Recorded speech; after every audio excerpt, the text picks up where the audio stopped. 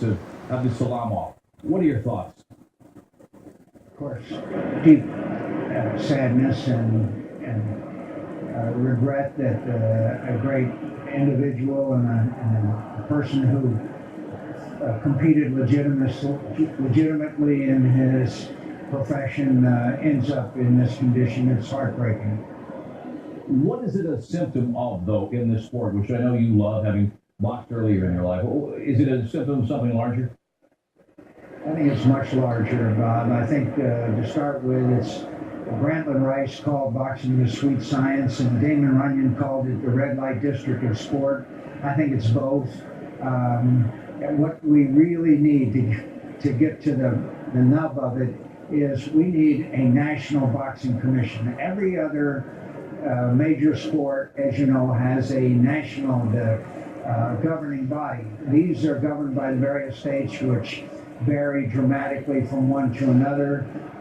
It's open to corruption. It's open to different standards, and frankly, the sport needs that as much as anything else. A governing body that nationally will ensure and enforce. There are rules concerning health care, concerning medical care, concerning standards that must be imposed at any fight location, and none of that is happening, as you know. Well, I know you've tried as recently as 2012 to again introduce legislation on that. Even given the fact that people rail about the gridlock in Washington and Congress, we're talking about something that would seem to be attractive in terms of health, regulatory evenness across the country. But why the difficulty in gaining traction for this in Congress? One, frankly, ignorance. There are not a lot of members of Congress, frankly, that are fans like you and I are. Second of all, the power of the individual states that don't want to lose that kind of authority. In many states, as you know, it's quite a moneymaker for them and a source of employment. And frankly, not enough attention in some ways to the media that sort of see things go on that they would never go unnoticed or uncommented about in any of the other professional sports. In 2015, where is this sport on the ladder of American sports? We see the rise of mixed martial arts. Where has boxing now taken its place? Where is it? Well, you know, I'm gifted with age, and I can remember the golden days of boxing, and I'm sure you can too to some degree because it was true when you were young. I think one of the effects that was unintended is pay-per-view. I think a good example is the Mayweather fight that I paid, was it $99, I think, to watch a fight that frankly was a lousy fight. And there are not many Americans that can want to or can afford $50, which is the normal for one of these marquee fights.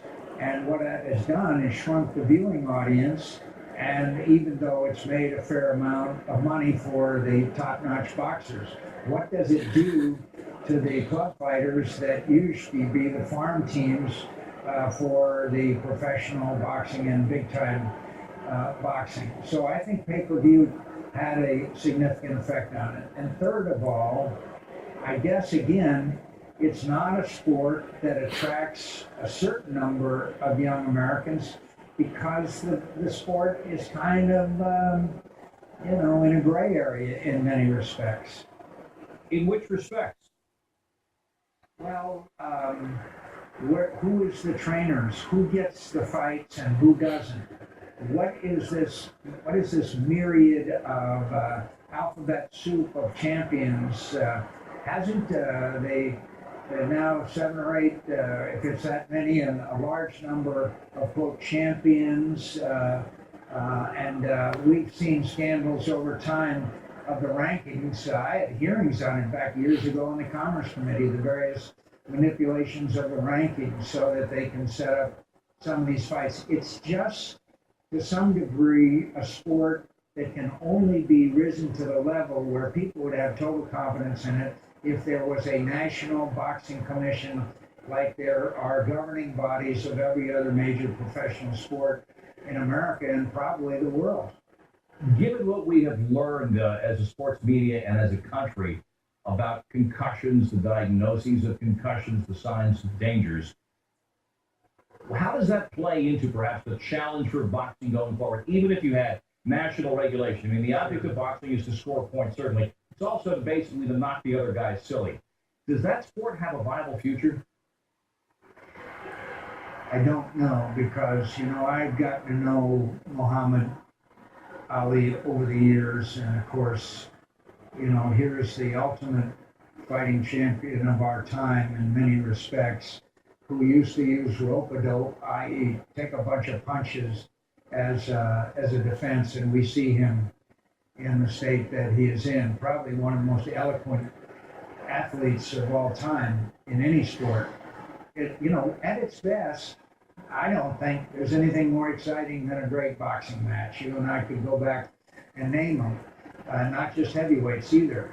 But at the same time, if young men, and remember where most of them come from, the lowest rung on the economic ladder, it's their way up, then we need to look at whether we are paying to see people that could suffer permanent physical and mental damage as a result of what they're engaged in. I think it needs to be looked at.